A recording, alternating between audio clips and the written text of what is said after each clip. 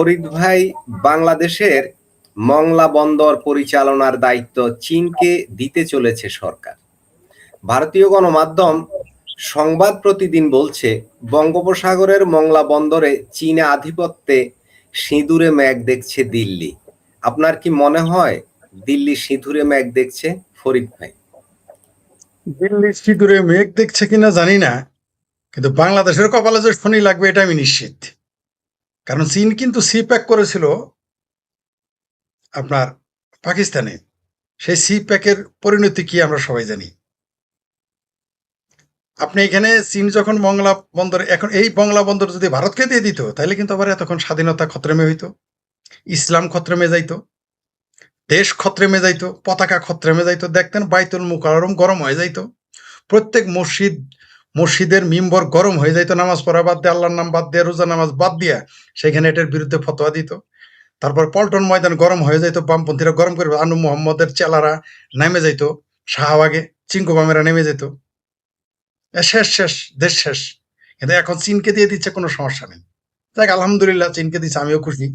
দেখ, পুরো বাংলাদেশ চীন দিয়ে দেখ, মংলা চিটাগাং দিয়ে দেখ, আমেরিকাকে, ভারতকে রংপুর দিয়ে দেখ, দিতে থাকুক, এভাবে বিলাইতে থাক। বাংলাদেশ তখন গলিমাত্র মাল। কিন্তু সমস্যা হলো যে সামরানাই পীর কিন্তু বলেছিল যে ভারত ছাড়া যাকে ইচ্ছা তাকে দেন, কোনো সমস্যা নেই। On air, on camera, on TV, তিনি এটা বলেছিলেন। তো যেহেতু ভারতকে দেয় নাই, তাহলে বাংলাদেশের জনগণ মেনে নেবে, কোনো সমস্যা নেই। কিন্তু দুইখান কথা হইলো, তাতেও সমস্যা ছিল না দিয়ে দেওয়ার কারণে। এটা যত না ভারত উদ্বিগ্ন, দিল্লি উদ্বিগ্ন, তার সাথে কিন্তু উদ্বিগ্ন হবে ওয়াশিংটন। এই বোধ যাদের নাই, তারা কিছুদিনের মধ্যেই বুঝতে পারবেন, কিছুদিনের মধ্যেই দেখতে পারবেন। যারা আমার দিল্লির উদ্বিগ্ন হওয়া লাগবে না। চায়নার যত প্রভাব বাংলাদেশে বাড়বে, আমেরিকা তত মনক্ষুণ্ণ হবে, তত আমেরিকা আমাদের বিরোধিতা করবে। আমেরিকার সাথে কি কি চুক্তি করে আসছে আমরা কিন্তু জানি কম বেশি, যদিও সেটা ছিল যে গোপন চুক্তি, কিন্তু এখন অনেক কিছু আমরা জানি। এটা ফলাফল ভালো বই আনবেন না। ভারত উদ্বিগ্ন ওইখানে হবে। পুরো বাংলাদেশ, বললাম তো, বাংলাদেশ এখন হলো গরিবের বউ সবার ভাবি হয়ে গেছে। কেউ আসল ধরে টান দিবে, কেউ পেটিকোট নিয়ে টানাটানি করবে, কেউ ব্লাউজের কোনা ধরে টানাটানি করবে। বাংলাদেশটাকে তো এখন তাই করা হয়েছে। দেখেন এই টানাটানিতে আমরা কতদিন টিকে থাকতে পারি, আর এই মুসলেকার সরকারি বা কতদিন থাকে সেটাও দেখি, আমরা দেখি। কারণ বাংলাদেশে যখন আপনি, রাশিয়া হয়তো কিছু বলবে না, কারণ চায়নার সাথে রাশিয়ার একটা ভেতরে ভিতরে প্রীতি আছে। কিন্তু আমেরিকা তো বসে থাকবে না, ভারত তো বসে থাকবে না। আপনি চায়নাকে ঘাঁটি দিবেন, চায়না আপনারা তিস্তার পানি আইনে দিবে বলে আপনি ঘাঁটি দিবেন, বসে থাকবে ভারত? ভারত বসে থাকবে না, ভারত একটু বসে থাকবে না। এবং দেখতে পারবেন দেশের মধ্যে কি ঘটে। আমেরিকাও বসে থাকবে না। তবে আমি এখন তাদের বলতে চাই, এই বন্দরটা যদি ভারতও চায়নাকে দিত, সরি, বাংলাদেশও যদি এটা চায়নাকে দিত, তাও কিন্তু এতক্ষণ আওয়ামী লীগ সরকার দিত, তাও সমালোচনা করত। আচ্ছা, এখন তারা কোথায়? যারা কিছুদিনের আগে এই ভারতের কোনো কয়লা বিদ্যুৎ কেন্দ্র দেখলে মিছিল করতো, তারা এখন কোথায়? ও চায়নাকে দিলে সমস্যা নেই, আমেরিকা দিলে তো সমস্যা নেই, আমরা জানি। কারণ বাংলাদেশের মৌলবীরা যতই চিকরা চিকরি করুক, বাংলাদেশের মানুষ যতই আমেরিকার বিরুদ্ধে মিছিল করুক, ফজর নামাজ পড়ে, আসর নামাজ পড়ে, জহর নামাজ পড়ে, আসর নামাজ পড়ে আমেরিকার বিরোধিতা করে, এশা নামাজ পড়ে দোয়া করে, আল্লাহ সকালবেলা উঠেছেন, তুমি আমার আমেরিকার ভিসাটা দিও। এটা আমরা জানি এরা কিরকম আমেরিকার বিরুদ্ধে। আজকাল তো বামপন্থীদের পোলা মানে আমেরিকাতে থাকে, তাদের দুইটাই কি করবো? আর কারে কি দুষবো? আমাদের রাশেদ ভাইয়ের প্রতিবেশী হলো আদম ব্যাপারে ইউনুস, আর হলো 3 ইঞ্চি ল্যাংটা সুলেমান। কারে ভালো মনে করবো বলেন? আমাদের বিপ্লবী রাশেদ ভাইয়ের প্রতিবেশী এই দুইজন। তো এই দেশে খুব মজার মজার ঘটনা চলতেছে, দেখেন। তো আমার কেন যেন মনে হয় এই সিরাজগঞ্জের ভাষায় একটা কথা বলে, ওই অঞ্চলে নদীর ওই পারে, যমুনার ওই পারে, কয় গেলো বিলা। গেলো বিলা মানে যায় যায়, গেলো বিলা। ঠিক আছে, যে যেমন রাশেদ ভাই আইলো বিলা, যেমন রাশেদ ভাই কি ফরিদের বাড়িতে আসতেছে দাওয়াত খাইতে, মনে করেন আইসে গেছে, আসলো বিলা মানে আইসে গেছে। তো আমার কেন যেন মনে হইতেছে তারেক রহমান গেলো বিলা মানে যায় যা। বুঝতে পারছেন আমার কেন যেন মনে হইতেছে? কারণ তারেক রহমানের বডি ল্যাঙ্গুয়েজ দেখবেন। আমি কিন্তু প্রতিদিন আগে তারেক রহমানের বডি ল্যাঙ্গুয়েজ দেখি, আর জামাত নেতার বডি ল্যাঙ্গুয়েজ দেখি। যেমন জামাতিরা, আপনাকে কিন্তু ওদের চেহারা দেখে আপনি বুঝবেন ও কি বলে। ও কনফিডেন্টলি চেহারার মধ্যে কোনো রকম, মানে প্রফেশনাল কিলারদের মতো, সে যা বলবে মিথ্যা কথা আপনি ধরতে পারবেন না। কনফিডেন্টলি সে মিথ্যা কথা বলে যাবে। চেহারাটা দেখবেন, প্রফেশনাল কিলার এরা, মানে জেনে বুঝে সব বলে, মিথ্যাটাও সে জেনে বুঝে বলে।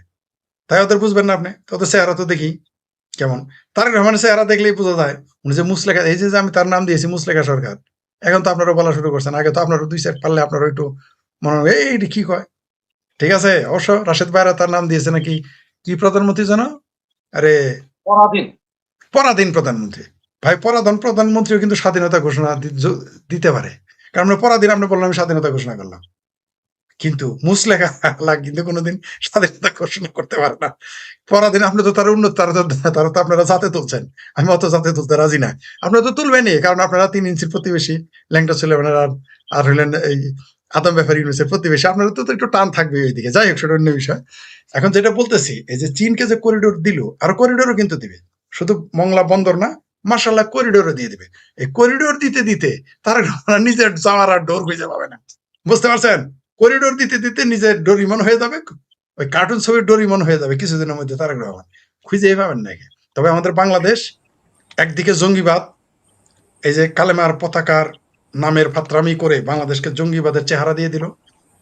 ঠিক তার আগেই আপনার চ্যানেলেও বলেছি, অন্য জায়গাও বলেছি, ঠিক তার আগেই আপনার ইসরায়েলের রাষ্ট্রদূত বললো বাংলাদেশে হামাসের ঘাঁটি আছে, যদিও সে সরাসরি ঘাঁটি শব্দ বলে নাই, বলছে এখানে তাদের কার্যক্রম আছে। তো রাষ্ট্রদূত তো ওইভাবে ভাষাতেই বলবে, রাষ্ট্রদূত তো আর বলবে না বাংলাদেশ যে আমরা 7 জিটার খাইয়া ভালামো, এরকম ফাতরা না তো তারা, তারা তো কূটনৈতিক জ্ঞান আছে, তাই বলেছে এখানে কার্যক্রম আছে।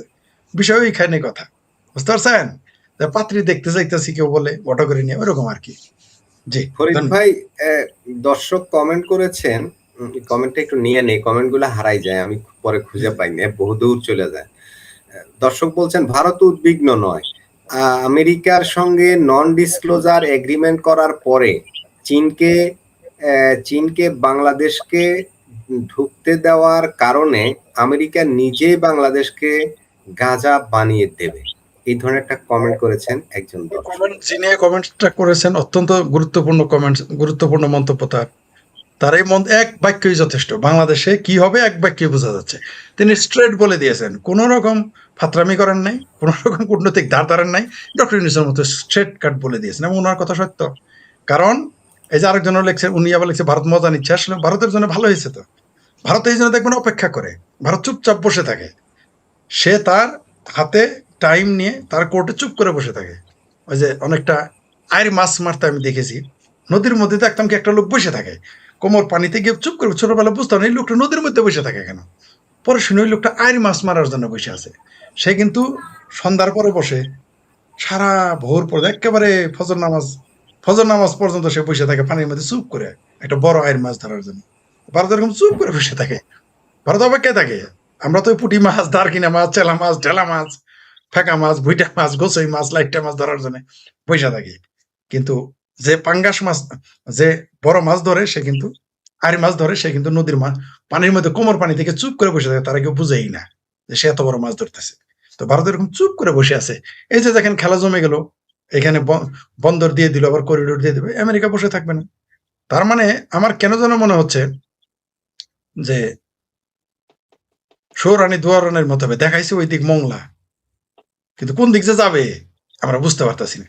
মংলা মানে মংলাতে থাকবে না, এটা আসলে কোন দিকে যে যাবে, চিটাগাং বন্দর থাকে কিনা, রংপুর থাকে কিনা, কুমিল্লা থাকে কিনা, আমি তো উদ্বিগ্ন ভাই। এবং এটা কে করবে জানেন? আমেরিকা যার বন্ধু হয় তার কি আর শত্রু দরকার আছে? আমাকে এটা বুঝায় বলেন। আজ পর্যন্ত আমেরিকা যার বন্ধু হয়েছে, বরং আমেরিকার সাথে শত্রুতা করে কেউ টিকে থাকতে পারছে, যেমন কিউবা টিকে আছে। ইরানও মরতে মরতে নিচে পড়ে চিমটি মারে, আর কিন্তু আমেরিকার একটা চিমটি মারে কয় আমি জিতছি, ঠিক আছে, ওইভাবে ঠিক আছে, যাক তবু ঠিক আছে। কিন্তু আপনি দেখান তো আমেরিকার বন্ধু রাষ্ট্রদের পরিণতি গুলো দেখান তো আপনি। পাকিস্তান ভিখারিস্তান, আফগানিস্তান ফকফকা, ওখানে তো বাচ্চা কাচ্চা বেঁচে খাইতে হয়, নিজের সন্তান বেঁচে খাইতে হয়। বাংলাদেশ যায় যায়, বাংলাদেশ অলরেডি জাকাতিস্তানে পরিণত হবে, একটু উন্নত থাকবে, জাকাতিস্তান হয়ে থাকবে, ভিখারিস্তান হবে না। বাংলাদেশের মানুষের মিনিমাম লজ্জা আছে, এটা এরা করবে না। পাকিস্তানের মতো এত বেহায়া বাংলাদেশ হবে না, এটা আমি মোটামুটি নিশ্চিত থাকতে পারি। এরা ভিখারিস্তানে পরিণত দিবে না, কিন্তু জাকাতিস্তান হবে, জাকাত খাবে, একটু উন্নত আর কি, একটু আপগ্রেড থাকবে পাকিস্তানের সাথে। তো দর্শক যেটা বলেছে, এই বাংলাদেশের কপালে খুব শনি আছে, এটা গাজা না, তার সাথে ভয়ঙ্কর পরিণতি হবে। গাজাতে মানুষের সংখ্যা কত? গাজাতে মানুষের সংখ্যা হলো 18 থেকে 20 লাখ। সেই মানুষগুলো তাদের খাদ্য দ্রব্য, বাসস্থান, অন্ন, বস্ত্র এগুলো দেওয়ার সম্ভব, যে কোনো একটা দেশে এদের পালতে পারে। কিন্তু 18 কোটি মানুষকে কে খাবার দিবে ভারত ছাড়া? আমি তো ভারত ছাড়া কাউকে দেখতেছি না যে বাংলাদেশকে 100টা গম দিবে। এই যে তুরস্ক রোহিঙ্গাদের এত লম্বা লম্বা কথা বললো, জীবনে কোনদিন শুনছেন রোহিঙ্গাদের 10 টাকা দিছে? কিন্তু 20 কোটি টাকা কিন্তু ঢাকা বিশ্ববিদ্যালয়ের মসজিদের জন্য দিছে। এই যে শিবিরের জঙ্গিদের জন্য দিয়েছে, দিয়েছে না? এরা হলো সবাই জাতে মাতাল। তাহলে ঠিক, তবে বাংলাদেশের কপালে খুব শনি আছে। শুধু শনি হলেই চলবে না, শনি রবি সোম মঙ্গল বুধ বৃহস্পতি শুক্র সবই লেগে যাবে। তো আমাদের সুখে খেতে ভূতে কিলাইছিল, তাই আমরা 2024-এর 5ই আগস্ট ঘটাইছে এই বাংলাদেশের মানুষ। এখন অপেক্ষা করেন, এই যে খাল কেটে ঢালনার তারে বঙ্গোপসাগরের মোংলা বন্দরে চীনা আধিপত্যের, হ্যাঁ দিল্লি দিল্লি মেঘ দেখতেছে না? বাংলাদেশের কপালে লেগে গেছে, বাংলাদেশের কপালে সিদ্ধর মেঘ। দিল্লির এটা চিন্তা করার কারণই নাই। কারণ হলো এটা আমেরিকা সোজা করে ফেলবে। এই যে একজন দর্শক মন্তব্য করেছে না, আমেরিকা বাংলাদেশকে এবার সোজা করে ফেলবে। কারণ আমেরিকা যাতায় মাথা তালা ঠিক, নিজের স্বার্থের জন্য সে যা যা করতে হয় তা তারা করবে। আর মুসলেকা দিয়ে এসে আপনি চীনের সাথে প্রীতি করবেন, মুরব্বী, কাজ হবে বলে মনে হয় না। অপেক্ষা করি, দেখতে থাকি সামনে কি হয়। জি ফরিদ ভাই, রাশেদ হায়দার ভাইয়ের কাছেও আসি। রাশেদ হায়দার ভাই, খবরটা নিশ্চয়ই দেখেছেন। সংবাদ প্রতিদিন, ভারতীয় সংবাদ মাধ্যম, তারা যেটা হেডলাইন করেছে, বঙ্গোপসাগরের মংলা বন্দরে চীনা আধিপত্যে সিঁদুরে মেঘ দেখছে দিল্লি। আপনার কি মনে হয় দিল্লি সিঁদুরে মেঘ দেখছে? রাশেদ হায়দার। ধন্যবাদ মাসুদ ভাই, ধন্যবাদ ফরিদ ভাই এবং দর্শক শ্রোতা মন্ডলী যারা আমাদেরকে দেখছেন, সকলকে আমার অভিনন্দন। এই যে মংলা বন্দর নিয়ে এত কথাবার্তা, যে মংলা বন্দর চায়নারে দিয়ে দিচ্ছে, যে ফরিদ ভাই একটু একটা কথা বলছে, তবে ওনারে নিয়ে আমার একটা সন্দেহ আছে। উনি চিঙ্কু বামন আর রিঙ্কু বামন, আর সুতরাং আমি বলবো যে উনি সাদা বাম, কারণ চুলদারি সব সাদা হয়ে গেছে, সাদা বাম।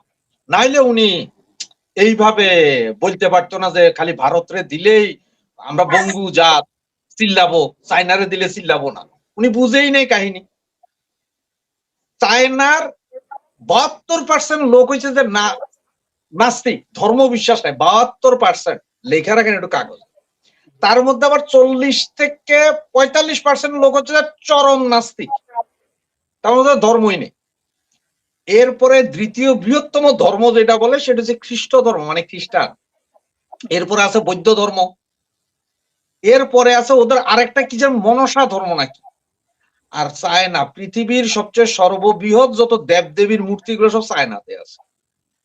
এখন আমার তারেক ভাইয়া যাইয়া যখন এই মূর্তিগুলো দেখছে, ওনার মনে এটা ভয় আইছে না, যদি এই মূর্তি কাইটিয়া কোন রকম পইরা যায় তো ওইটা এতে এমনি মংলা ফংলা সব বন্ধ হয়ে যাবে নদী নালা। তার সে ওদের দে যাতে মূর্তি না পড়ে, ওইলা কাহিনী হয়েছে এটা, মূর্তি পড়িস না, মূর্তি ঠিকঠাক। ভারতের অনুদান, ভারতের এর আগে গত 15 বছরে ভারতের অনুদান আছে চায়না বন্দরে। চায়না বন্দরে অনেক কনস্ট্রাকশন ভারতের আর্থিক সহযোগিতা হয়েছে, চিটাঙ্গেও হয়েছে, অনেক আর্থিক অনুদান ছিল অনেক। এখন কাহিনী কি জানেন, ওই যে যেই পাতে খায় ফুটা করে একটা কথা আছে না, এইটাই সেইটা। তো ফরিদ ভাই একটা কথা ভালো কইছে যে যার আমেরিকা যার বন্ধু তার তো শত্রুর দরকার নাই। কারণ আমিও বিশ্বাস করলাম কেমনি যে তারেক রহমান রে আমেরিকা এই সিআইএ বা মোসাদের দিয়া বুদ্ধি দিয়া যে তুমি চায়নার লগে চুক্তি করো কয় না। কারণ চায়নারও তো এমনি মারতে পারতেছে না, আমেরিকা যাইয়াই কি পারমাণবিক বোমা মারা দিবে? ঠিক আছে, এর এদিক দিয়ে ঢুকাও, ওই রোডস এন্ড হাইওয়ে করো, মানে যেটা আগে ছিল সিল্ক রোড। সিল্ক রোড একসময় চায়না থেকে আমাদের সোনারগাঁ থেকে ছিল, আবার আপনারা এই ইরান তুরস্ক পাকিস্তান হইয়া সেই কোথায় গেছিল, সিরিয়া মিরিয়া, সেই রোড চালু করতেছে। এখন হচ্ছে এটা বুদ্ধি দিছে যে তোমরা সব রাজি হবা, সব মানে ওগো রোড আইবো, ওগো এই আইবো সে আইবো, বাকি খেলা আমরা দেখ। করিডোরটা যদি আমেরিকা করতে লাগবো, মায়ানমার পর্যন্ত করিডোর রাস্তা করতে, তাছাড়া চায়নার পয়সা যদি হয়ে যায়, আর এটা পরে যদি মায়ানমার সেনাবাহিনী যদি দখল হয়ে যায় সব করতে, তাহলে আমেরিকার পয়সা বলতে পারবে। আর আঙ্গ মন্ত্রীরা কইতেছে কিছু খবর, কত বেকুবের বাচ্চা দেখে কইতেছে 24 ঘন্টায় চাইনিজ মাল বাংলাদেশে আসবে। তো বেটা চাইনিজ মাল বাংলাদেশে কি আমার মাল চায়নাতে কোন হিসাব কর, আমার কাছে তুমি চায়নারে পাঠাইতে পারবো, প্রতিদ্বন্দ্বিতা করবো, এই মাল তো আমার কাছে নাই, সব তো চাইনিজ মাল। পৃথিবীর কোন দেশ পারতেছে না চাইনিজ মালের কাছে টিকতে। বরঞ্চ ইন্ডিয়ার সাথে তো আমাদের এটা যে করিডোর মরিডোর হওয়ার কারণে আমাদের কিন্তু যে আরএফএল এর শেয়ার বনভূমি চানাচুর এগুলা যাই ওই সেভেন সিস্টারে, এটাও বন্ধ। আর চাইনিজরা তো ভাই চানাচুর খায় না, এরা শেয়ারও নিব না আমি, আমি পাঠাবো কি কাপড়, সেইটাও তো চায়না নিজে বানায়। জামা কাপড়ও তো আমরা বাড়াই করতাম, সেইটাও তো চায়না নিজে বানায়। তাহলে আমাকেও লাভটা হইব কি এই রুটে যোগ দিয়া? তো এগুলা করা মানে হচ্ছে যে ওই যে আমেরিকার সুযোগ করে দিতেছে, আমেরিকা স্যার আপনারা অর্ধেক লইয়া যান, ওইদিকে ভারতও পিঠটা ধরে অর্ধেক লইয়া যাবো স্যার, আমরা শুধু ঢাকা শহরের ওই ঢাকার 90টা ওয়ার্ড লইয়া স্যার প্রধানমন্ত্রী থাকবো, কোনো সমস্যা নেই। ভারত চিন্তা করতে পারে, কারণ এটা সব দেশ রাশিয়া কেন ন্যাটো বাহিনী তার চতুর্দিকে মাথা তার পরাশক্তি, তো ভারত একটা পরাশক্তি। চায়না আইসা আমার দিকে ওইদিকে চায়না আবার পাইকাতের লগে জোলজাল, ভাই সবাই চিন্তা। কিন্তু কথা হচ্ছে যে ওই যে কথা ফরিদ ভাই, আমেরিকা কি ছাইরা দিব? আমেরিকা ছাইরা দিবনি, কারণ আমেরিকারও তো বড় হেডে করছে যে, কারণ আমেরিকা খুব ভালো আগামী 20 বছরের ভিতরে হলো চায়নাই 1 নম্বর শক্তি করুন, তো এই চায়নারও তো ঠেকাইতেই, আমেরিকা তো ছাড়বে না। সুতরাং না ছাড়ার কারণে হয়তো হয়তো বা আমেরিকা এটা আরেকটি দিয়া করাইছে যে যাতে আমরা আরো সহজে এসে দখল। সোনা বাহিনীতে করেছিল ব্লাডি করিডোর, এখন আমরা ওইটা দেখে করিডোর পাবলিক রে এমনি খাইল না, কেটু এই সে কাহিনী। ধন্যবাদ মাসুদ ভাই। রাশেদ হায়দার, ফরিদ ভাই, রাশেদ ভাই দুজনেই কথা তুলেছেন মিয়ানমার হয়ে করিডোরের প্রস্তাব, মিয়ানমার হয়ে চায়না পর্যন্ত। এটা বহু বছর ধরে এই বিষয়টা নিয়ে আলোচনা হচ্ছে, চীন এটা চাচ্ছে কিন্তু এটা হচ্ছে না। মূল আসলে জানতে চাওয়া হলো এই করিডোর হলে বাংলাদেশের কি লাভ হবে? এখানে তো অনেক টাকা পয়সার হিসাব আছে, মানে যেটা হচ্ছে লোন বা এখানে যে ব্যয় হবে তে ব্যয়ের একটা অংশ তো বাংলাদেশ বহন করবে, বিনিময়ে বাংলাদেশের লাভটা কি দেখেন ফরিদ ভাই? বাংলাদেশের লাভ কি? লাভ আমি তো চোখে দেখতেছি না। ওই যে হায়দার ভাই একটা কথা বললেন যে আমাদের বুদ্ধিজীবীরা, আমাদের বিরাট বড় বড় রাজনীতিবিদ পণ্ডিতরা বলছে 24 ঘন্টায় চায়না থেকে এখানে আসবে। যদি আমাদের এখান থেকে যায় তাহলে আমি করিডোরের পক্ষে, কারণ আমি আমার দেশের স্বার্থে ভাই রাজি। যদি আমার দেশের রপ্তানি, আমার দেশের মাল যদি চাইনাতে যায় করেন, আমার ধারণা যে কোনো দেশপ্রেমিক লোক এটা খুশি হবে। কিন্তু এটার জন্য তো করা হচ্ছে না, তাহলে তো আমাদের লাভ হতো। তো শত্রু যত ভালো বুদ্ধি দেখ, আপনার পড়শি যতই আপনারা ভালো বুদ্ধি দেখ, বাড়িটা এইভাবে করো, বাড়িটা ওইভাবে করো, কলা গাছটা এইভাবে লাগাও, শেওড়া গাছটা এইভাবে লাগাও, কাঁঠাল গাছটা এইভাবে লাগাও, মানে কি সে তো ওইভাবে বলবে যাতে আপনার এই ছায়াটা তার বাড়িতে সমস্যা না হয়। আপনাকে এমন জায়গায় রাস্তা বানাইতে বলবে যা ওনার জন্য সুবিধা হয়, আপনার কথাই না তো। সে তো আপনার ভালোর জন্য আপনার বুদ্ধি দিবে না, সে তো তার মতো করে বলবে। তো চায়না আমাদের, তার চেয়ে বড় কথা যে বাজ পাখি আর কবুতরের কোনোদিন চুক্তি হয় না। বাংলাদেশের সাথে চায়নার কোনোদিন চুক্তিতে আমরা লস খাবো, আমেরিকার সাথে চুক্তিতে আমরা লস খাবো, ইভেন ভারতের সাথে চুক্তিতে হলেও আমাদের লস খাওয়ার সম্ভাবনা থাকে। কিন্তু যেহেতু একেবারেই নিকটতম প্রতিবেশী, সেইখানে কিছুটা লেনদেনের ব্যাপার থাকে, সমান সমান হইতে পারে। কিন্তু পৃথিবীর যত পরাশক্তি থাকবে, যেমন বাঘের সাথে কোনোদিন পাঠার চুক্তি হয় না, বাঘের সাথে কোনোদিন হরিণের চুক্তি হয় না। সেখানে আপনাকে দিতে হবে তার হুকুম, তুই এটা দিবি, তুই এটা নিবি, এইভাবে বলবে, আমার কোনো কথা থাকবে না। চায়নার সাথে বাংলাদেশ কি লাভবান হবে আমাকে বলেন? চায়না বাংলাদেশ থেকে পাট কম দামে নেয় অন্য বন্দর হয়ে, পাট যদি রোডে নেয় লস, তাহলে পাট তো যাবে না। আমার সবচেয়ে প্রধান অর্থকরী ফসল কি? পাট। আর গার্মেন্টসও চায়না আমাদের নেয় না। চায়না আমাদের কোনো গার্মেন্টস নেয় না। আমাদের গার্মেন্টসের 90% মার্কেট হচ্ছে ইউরোপ আর আমেরিকা, আর সারা দুনিয়াতে 10%।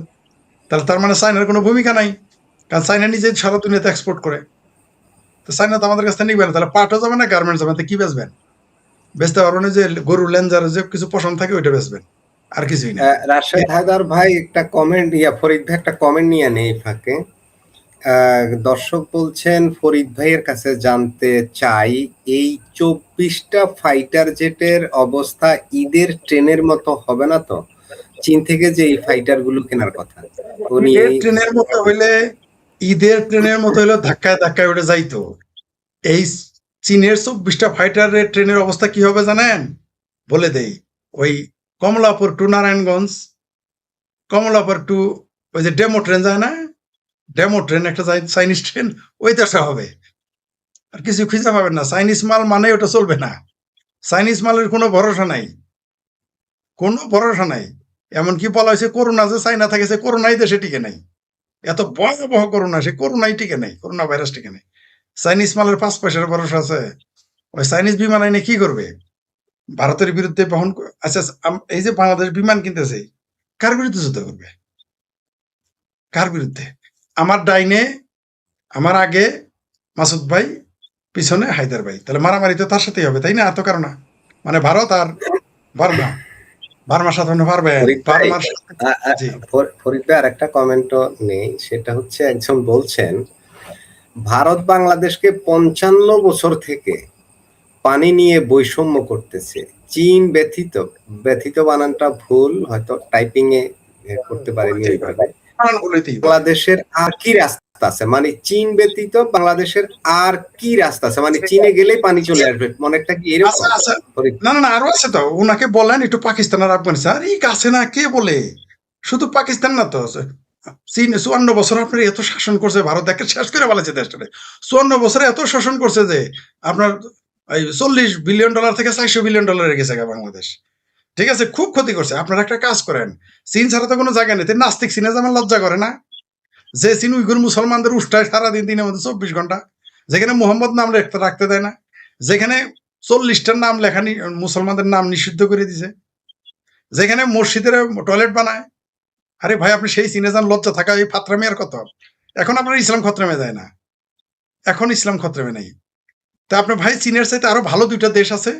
1 নম্বর হলো আপনার পেয়ারা পাকিস্তান, যিনি কমেন্টস করেছেন, আর 2 নম্বর হলো আপনার মগজমে থাকে আফগানিস্তান। যদিও আপনি ভিসা চান ইতালি আর জাপান, আমেরিকা, ওটা আমরা জানি। আপনাদের ভিসা দরকার ইটালি, জাপান আর ভারতের, কিন্তু আপনারা যাবেন হইলো আফগানিস্তান আর পাকিস্তান। তো আপনি জায়গা আছে, যান, চীনে যান।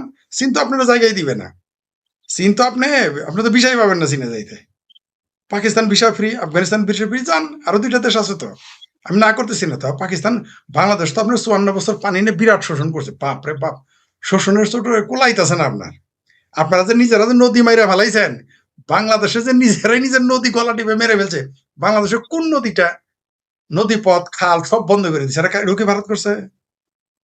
সেটাও কি ভারত করছে? বুড়িগঙ্গা নদীর পানি যে কালা বিষ, তাকানো যায় না, ওইটাও কি ভারত করে গেছে? এই যে সারা বাংলাদেশের নদী পথগুলো বন্ধ হয়ে গেল, নদী পথ কে বন্ধ করেছে? ভারত করেছে। ভারত শোষণ করছে। উরি বাপরে বাপ, পাকিস্তান তো শোষণ করে নাই আপনারে, কারণ আপনি তো পাকিস্তানে আপনার কোনো ক্ষতি করে নাই, সব ক্ষতি খালি ভারতই করছে। পৃথিবীতে বাংলাদেশের ক্ষতি ভারত আর ইসরায়েল ছাড়া কেউ করে নাই, আজ পর্যন্ত কেউ করে নাই। তো এইরকম চিন্তা করলে তার সাথে অনেক বড় ক্ষতি করছে। সেটা হচ্ছে এই যে 71 সালে এই যে বাংলাদেশের পক্ষ নিয়ে পাকিস্তানটাকে ভাঙছে, তো অনেক বড় ক্ষতি করে ফেলছে না ওই বুকের ব্যথাতে চিনচিন করে বলে ওই আমাদের ওই প্রিয় দর্শকটা ওই কমেন্টসটা করেছে। ওটা আমরা তাদের বেদনা বুঝি, আমরা তাদের ব্যথা আসলে বুঝি তো।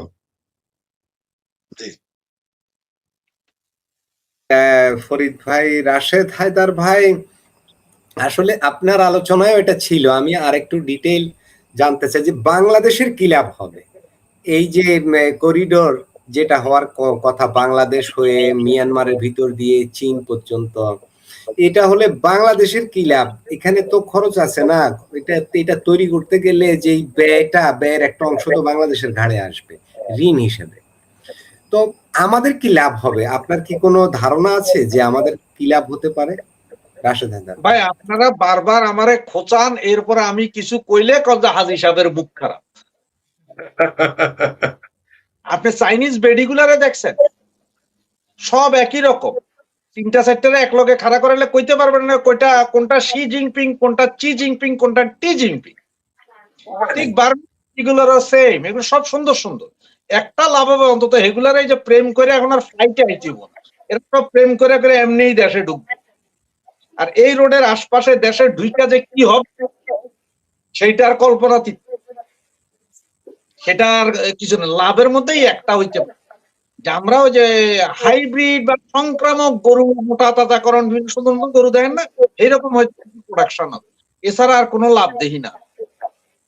বাংলাদেশের উপর দিয়ে যাইতে যে ট্রাক বাস যেগুলো যাবে এগুলা ড্রাইভারদের পিনার জায়গা দিতে হবে না, আগামুতা সেখানে কাজের লোক লাগাইতে হবে, এদের কাছ থেকে পয়দা হবে আর কি। এইটাই, এই পয়দাই, পয়দা হবে না পয়দা হবে। কারণ আপনার ওই আপনারা আগেও কইছি যে কোনো মালই তো নাই যে আপনি পাঠাইবেন, ভাই পাঠাইবেনটা কি আপনি? আপনি কিছু পাঠাইতে পারবেন না। এখন ওই যে ওই দিন কইলাম না যে ফরিদ ভাই হাসছিল ওই দিন যে ফেয়ার এন্ড লাভলি এখনো কিনতে গেলে আমরা যে ভারতীয় ফেয়ার এন্ড লাভলি আছে কিনা মালিশ করার লাগে, ফেয়ার এন্ড লাভলি মালিশ করলে নাকি চেহারা ফর্সা হয়ে যায়। তো ফেয়ার এন্ড লাভলি দিয়া যদি ফর্সা হইতো তাহলে ফেয়ার এন্ড লাভলি তৈরি নির্মাতা প্রতিষ্ঠান সর্বত আফ্রিকাতে পাঠাই দিত, সব কিন্তু সব ওই সাদা বানায় বেকুবের জাত বাঙালির কাছে পাঠাইতো। চায়নাও ঠিক ওইভাবে দিছে। ভালোবাসা যেটা টিকে সেটা হচ্ছে যে জার্মানির ভালোবাসা, আর ভালোবাসা যেটা কয়েক ঘন্টায় ভেঙে যায় সেটা হচ্ছে চাইনিজ ভালোবাসা। সুতরাং আপনার চাইনিজ ভালোবাসার দিকে ধাবিত হয়েছে। ওই ফরিদ ভাই কইছে যে বিমান কিনবো, এগুলো যে নারায়ণগঞ্জ ঢাকা ট্রেন না, না ফরিদ ভাই, এই বিমান চালানো উড়ানোর প্রশিক্ষণ নিতে নিতে বিমানের এক্সপায়ারি ডেট শেষ হয়ে যাবে। সব জায়গায় তখন যে মাইল্যান্ড স্কুলের উপরে পড়বো, মাইলস্টোন স্কুলের উপরে পড়বো বিমান, এছাড়া আর কিছু হবে না। বাংলাদেশে এটা কোনো লাভ নেই। লাভ আছে একটা কি জানেন, ওই যে হয়তো একটা গাড়ি গেলে তো 5-10 টাকা করে ট্যাক্স পাইবে দূর, কিন্তু খরচ করব কয়েক হাজার কোটি টাকা এই রোডে। কারণ বাংলাদেশ অংশের রোড কিন্তু চায়না কইরা দিয়া যাবো না, চায়না কইরা দিয়া যাবো কিন্তু এটা সুদের উপরে, যে আপনাকে আমি 1000 কোটি টাকা দিলাম, এটার 15% সুদ দিবেন আপনি। প্রথম 20 বছর খালি সুদ কাটুন, তারপর থেকে আস্তে আস্তে মূল টাকা কাটুন। লাভ চায়নার, লাভ বাংলাদেশের নাই। আর লাভ হচ্ছে যে আমেরিকার। এখনো কইতেছি এগুলা যা হইতেছে সব আমেরিকার কথায়, যে এটা চায়নারে দিয়া অমুকরি দিয়া বানাইলো বাবা, পরে এই করিডোর আমরা দখল করব, স্যাংশন দিব যে তোর উপর দিয়ে কিছু গেলে তুই ব্লক, তখন করে দেখেন এটা তো হইতেছে না, আমরা তো পাইতেছি না, চায়নাকেও পয়সা দে ভাই, পয়সা পাইতেছি না, দিতে পারতেছি না। সুতরাং ওই করিডোর মায়ানমারে অস্ত্র যাইব, ট্যাঙ্ক যাইব। আবার না একটা ভালো কথা আছে, এটা এখানে শুধু মাল যাবে না, এখানে টোটাল সামরিক সরঞ্জাম থেকে শুরু করে সব যাবে। তো ভাই আমরা কি বোমা বানাই, ট্যাঙ্ক বানাই, বিমান বানাই? বানাই তো চায় না, সব চায়নাই পাঠায়। এর মধ্যে ফরিদ ভাই যাইয়া যদি দুই একটা ককটেল বানাইয়া যদি সাপ্লাই দিতে পারে, তাইলে হয়তো বাংলাদেশে কিছু লাভ হইতে পারে। কি পারবেন না ফরিদ ভাই? লাভ হবে সেটা হলো যে একটা চাইনিজ মেয়েকে ছেলেকে বিয়ে করে ওর টাকা মেরে দিছে না, বাংলাদেশি মেয়েরা এই কাজটা করতে পারবে, চাইনিজরা আসবে। হ্যাঁ, চাইনিজের ট্রাক ড্রাইভারদের, ট্রাক ড্রাইভারদের কাছে বিয়ে করবে আর যৌতুকের টাকা মানে কাবিন নামার টাকা নিয়ে নিতে পারবে, এই কাজটা করতে পারবে। অদূর ভবিষ্যতে আমার দেশের পোলাপাইনের চেয়ারও চাইনিজ চেয়ার হয়ে যাবে, এই কাজটা হইতে পারে, এটা হইতে পারে। এই পয়দাটা হবে। মানে এই দেশে এখন তো পাকিস্তানি বীজ আছে, এখন কিছু চাইনিজ বীজ দরকার যাতে ভারত বিরোধী পয়দা করতে পারে। হ্যাঁ, ভারত বিরোধী ফরিদ ভাই, ওই যে একজন কমেন্ট করছে চীন থেকে আমদানি করা রেল কিন্তু এখনো ভাঙ্গাড়িতে পড়ে আছে। মানে গত আওয়ামী লীগ সরকার চীন থেকে কিছু ডেমো রেল নিয়ে এসেছিল এবং সেগুলো কিন্তু বেশি দিন চালাতে পারেনি, চলে না, ইঞ্জিন চলে নাই, বন্ধ হয়ে পড়ে আছে, সত্য কথা এটা। জি, আমাদের তো সময় কম, আজকে সময় কম, আমরা একটু অন্য একটা আলোচনা আছে সেটাই যাই।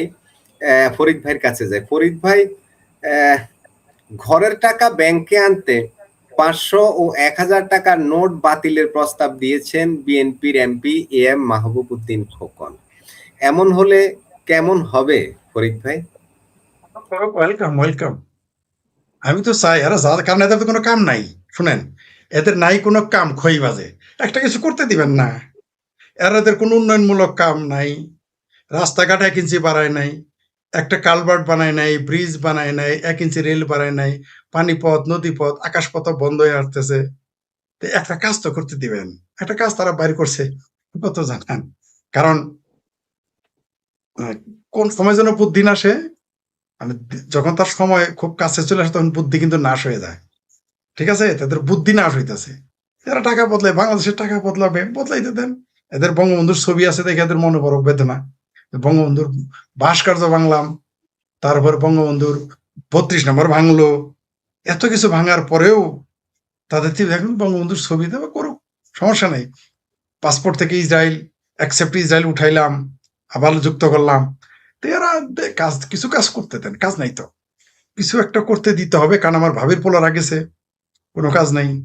জামাতের এমপিতে তো কোনো কাজ নেই, ওদের ওদের শখ ছিল, আমেরিকারে বলছিল আমরা প্রধান বিরোধী দল হইতে চাই, করে দিছে। তারেক রহমান বলছিল আমার প্রধানমন্ত্রী বানায় দেন, বানায় দিছে। আর তো কোনো কাজ নাই।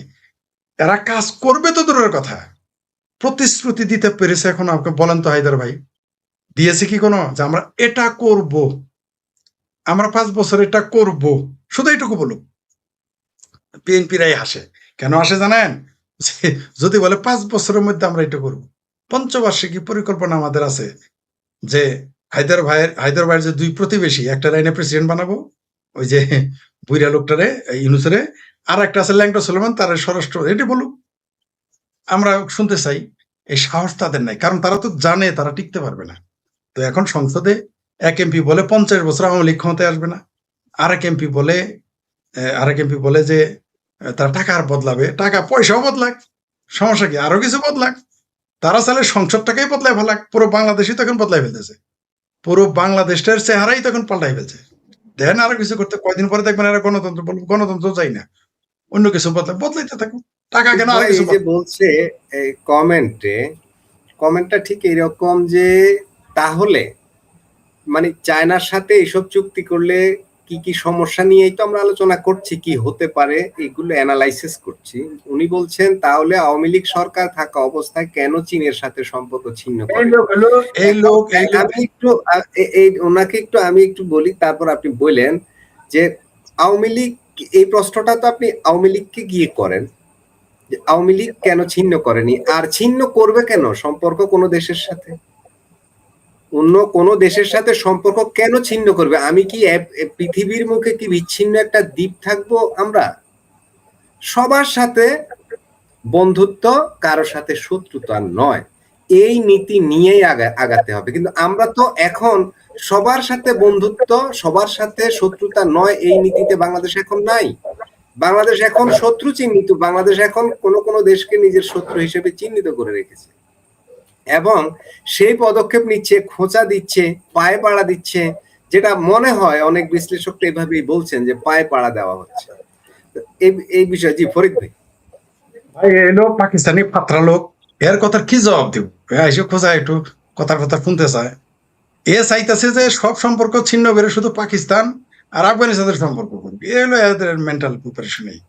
এ বুঝেই না যে সম্পর্ক ছিন্ন করা আর বাণিজ্য চুক্তি নিজের স্বার্থে করা আলাদা জিনিস। এই জ্ঞানই তো তার নেই। এত প্রশ্নই বল, কেউ যদি আমার জিজ্ঞেস করে যে ঢাকার রাজধানীর নাম কি, তার কি উত্তর দিব? চীনের সাথে কেন সম্পর্ক, ভারতের সাথে এত খারাপ সম্পর্ক, সে তো চীনের সাথে সম্পর্ক ছেদ করে নেই, ঠিক আছে? সম্পর্ক থাকা আর রাজনীতি, ব্যবসা বাণিজ্য করা তো আলাদা জিনিস। আমার স্বার্থে আমি যে কোনো দেশের সাথে চুক্তি করব, আমার দেশের স্বার্থে যদি হয়, পৃথিবীর যে কোনো দেশ আমার যদি লাভ হয় আমি চুক্তি করব। কিন্তু এখানে তো এগুলো গোলামি চুক্তি। এর তো উদ্দেশ্য এটা না, এ শুধু চাইতেছে যে ভারতের এসে গালি দিবে, এটাই হলো তার কাজ, আর তো কোনো কাজ নাই। যে লোক এখানে কপারেট করছে তার তো রূপ হইলো ভারত। কারণ বাংলাদেশের মৌলবাদীদের 4টা স্তম্ভ, মৌলবাদীদের ইমানের 4টা স্তম্ভ, তার একটা হলো ভারত বিরোধিতা করা, আরেকটা হলো নারী বিদ্বেষ, মুক্তিযুদ্ধের বিরোধিতা করা, বঙ্গবন্ধুর বিরোধিতা করা। এটা হলো বাংলাদেশের মৌলবাদীদের 4টি স্তম্ভ। তার মধ্যে অন্যতম স্তম্ভ হলো ভারত বিরোধিতা করা। সারা পৃথিবীর মুসলমানের 5টি স্তম্ভ, কালেমা, নামাজ, রোজা, হজ, জাকাত। আর আর আফগানিস্তানের হলো 6টা ইমানের স্তম্ভ, সাথে হলো জেহাদ। পাকিস্তানের হলো জেহাদ, 6টা ইমানের অঙ্গ। আর বাংলাদেশের মুসলমানের ইমানের অঙ্গ স্তম্ভ, ইসলামের স্তম্ভ হলো 7টা, কালেমা, নামাজ, রোজা, হজ, জাকাত, জেহাদ, আর হলো ভারত বিরোধিতা করা। এটা তাদের নতুন চূড়ায় আছে। আরেকটা আছে পায়ু যোদ্ধা, ওটা হলো বলতে চাই না। আর হলে এদেরকে ওটা তো হইতেই হবে, ওটা না হলে তো তাড়াতাড়ি ইমান মজবুতি হবে না, বেচতে যেতে পারবে না। এরা যদি বলৎকারী না হয় বেচতে যাবে কে? বাংলাদেশই পৃথিবীর একমাত্র দেশ যেখানে শিশু নির্যাতন হইলে, ধর্ষণ হইলে, মেরে ফেললে তারা মামলা করতে যায় না, ইসলাম খতরামে পড়ে যাবে, মৌলবী সাহেব বিপদে পড়বে। এরকম মূর্খ বানিয়ে রেখেছে বাংলাদেশের মুসলমানদের। আমি ভেবেছিলাম পৃথিবীতে সবচেয়ে মূর্খ মুসলমান হলো কেবল আফগানিস্তান আর পাকিস্তানে। পরে দেখি না, মোটামুটি कोई किसी से कमी नहीं है गालिब, एक ढूंढो तो 1 लाख मिलेगा বাংলাদেশ में। তো এই হলো বাংলাদেশের অবস্থা। তো এরা যিনি এই মন্তব্যটা করেছেন তার কাজ হলো ঘুরায় পেঁচায় শুধু ভারতকে তিনি কাট মাসুদ করে ভাই আমি একটু বেরোচ্ছি। আপনি বলে শেষ করেন, আমি বলেন। ফরিদ ভাই, আমি একটু বেরোচ্ছি, আপনারা চালাইয়া যান। না, আমরাও বেশিক্ষণ থাকবো না, আপনি না থাকলে আপনি আমরাও বেশিক্ষণ থাকবো না, আমরাও শেষ করে দিচ্ছি। যাই হোক, এ বিষয়ে আলোচনা হলো। ফরিদ ভাইয়ের কাছে একটু প্রশ্ন করি যে বাংলাদেশে কি অঘোষিত ক্লিন হার্ট চলছে?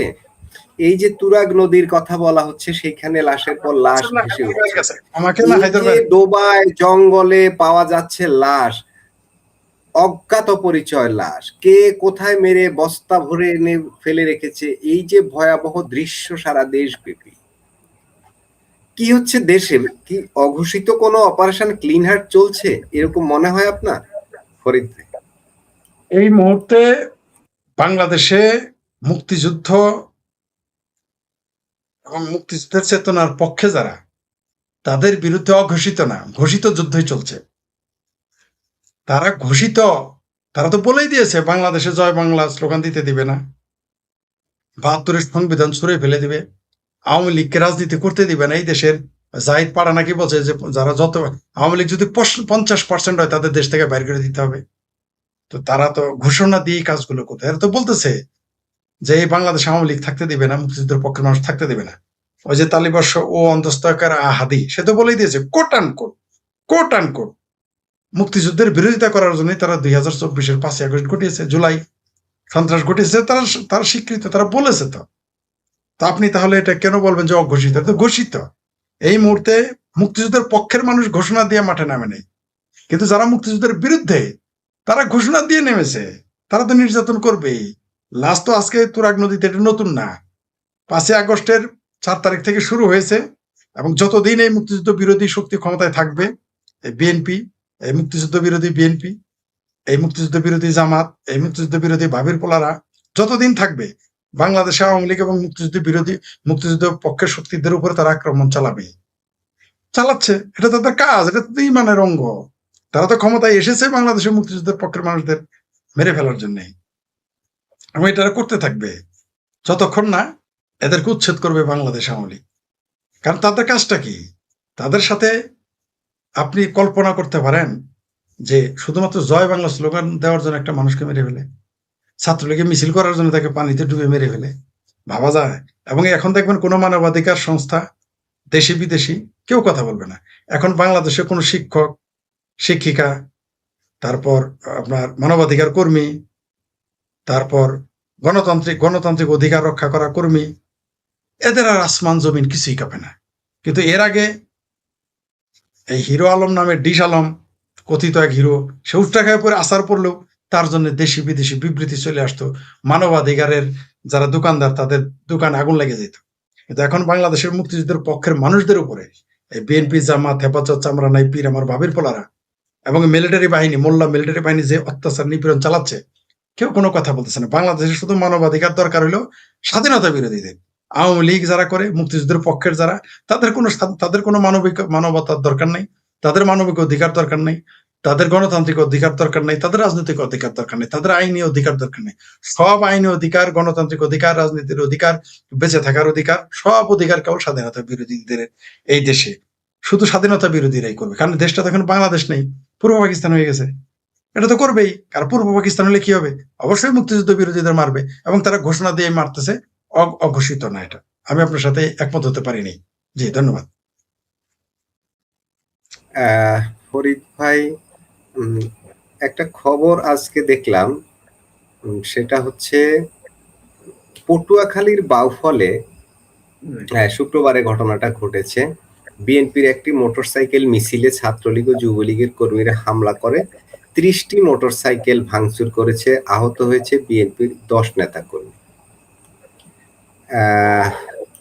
এখন নিউজটা ঠিক এইরকম, নিউজটার যেহেতু মেইন স্ট্রিম মিডিয়ার, সে কারণে নিউজটা অবশ্যই সত্য।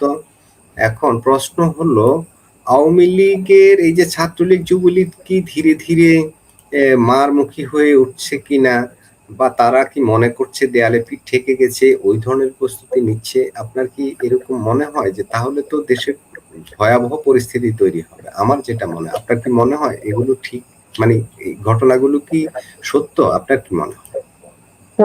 এরা তো বলে এই সরকার, তারপরে সরকারের বিরোধী দল, সরকারের স্বতন্ত্র পার্টি, মিলিটারি, পুলিশ সবাই তো বলছে বাংলাদেশ আওয়ামী লীগ নাই, আক্রমণ করলো কিভাবে? প্রথমত যেহেতু নাই দেশে, আক্রমণ করলো কিভাবে? আর যদি বলেন যে তবে কি আওয়ামী লীগ, ছাত্রলীগ, যুবলীগ সহ মুক্তিযুদ্ধের পক্ষের যত শক্তি আছে তাদের পিঠ দেয়ালে ঠেকে গেছে বলে তারা কি রুখে দাঁড়াচ্ছে? নিঃসন্দেহে সত্য। তাদের তো রুখে দাঁড়াতে হবেই, রুখে দাঁড়াবে না, তাদের রুখে দাঁড়াতে হবেই। আজকে না হলে কালকে দাঁড়াইতে হবে, কালকে না হলে পরশু দাঁড়াইতে হবে। বাংলাদেশ আওয়ামী লীগ, ছাত্রলীগ, যুবলীগ, কৃষক লীগ, তাঁতি লীগ, স্বেচ্ছাসেবক লীগ, আওয়ামী যুব মহিলা লীগ, আওয়ামী মহিলা লীগ, সবাইকে রুখে দাঁড়াতে হবে, উপায় নাই তো তাদের। এই দেশের মুক্তিযুদ্ধের পক্ষের মানুষকে, আওয়ামী লীগের অঙ্গ সংগঠন, আওয়ামী লীগের নেতৃত্ব অবশ্যই তাদের রুখে দাঁড়াতে হবে। কারণ একটা দেশের সংবিধান আপনি ছিঁড়ে ফেলবেন, ৭২-এর সংবিধান আপনি খালে ফেলে দিবেন, আপনি বলবেন যে কোট আন কোট জুলাই আন্দোলন ঘটেছে মুক্তিযুদ্ধের বিরোধিতা করার জন্য, তারপরেও এখানেই শুধু ক্ষান্ত নয়, আপনি ৩২ নম্বর ভেঙে ফেলবেন, বাংলাদেশের আওয়ামী লীগের অফিস পুড়িয়ে দিবেন, চালিয়ে দিবেন, তাদের নেতা কর্মীদের ঘরে থাকতে দিবেন না, জেলেও থাকতে দিবেন না, মেরে ফেলবেন, তাদের স্ত্রী, কন্যা, ভাগ্নি, ভাতিজি, তাদের আপনি ধর্ষণ করবেন। তারা তো রুখে দাঁড়াবেই, রুখে দাঁড়াতে হবেই তাদের। বাংলাদেশ আওয়ামী লীগকে রুখে দাঁড়ানোর তোর বিকল্প নাই, তারা রুখে দাঁড়াতে চায়নি। কিন্তু ওই যে ভয় কাতুরে মাহবুবের চয়নিকা যে ছোটবেলা পর, সেটা মনে রাখবেন, বারবার ভয় দেখাইতে দেখাইতে একসময় তার ভয় ভেঙে যাবে। তো বাংলাদেশ আওয়ামী লীগ রুখে দাঁড়াবেই, কারণ এই দেশের স্বার্থে তাদের রুখে দাঁড়াতে হবে, এই দেশের অর্থনীতির স্বার্থে তাদের রুখে দাঁড়াতে হবে, এই দেশের গণতন্ত্রের জন্য তাদের আওয়ামী লীগকে রুখে দাঁড়াতে হবে, এই দেশের আইন শৃঙ্খলা নিয়ন্ত্রণে রাখতে, এই দেশের আইন শৃঙ্খলা স্বাভাবিক অবস্থায় ফিরে আনতে আওয়ামী লীগকে ফিরে আসতে হবে, আওয়ামী লীগকে রুখে দাঁড়াতে হবে, এই দেশের সাধারণ মানুষের অধিকার আদায়ের জন্য আওয়ামী লীগকে ঘুরে দাঁড়াতে হবে, তাদের নির্যাতন নিপীড়নের প্রতিবাদে তাদের ঘুরে দাঁড়াতেই হবে। এই দেশের স্বাধীনতা, সার্বভৌমত্ব, লাল সবুজের পতাকা, ৭২-এর সংবিধান, বঙ্গবন্ধু, জয় বাংলা।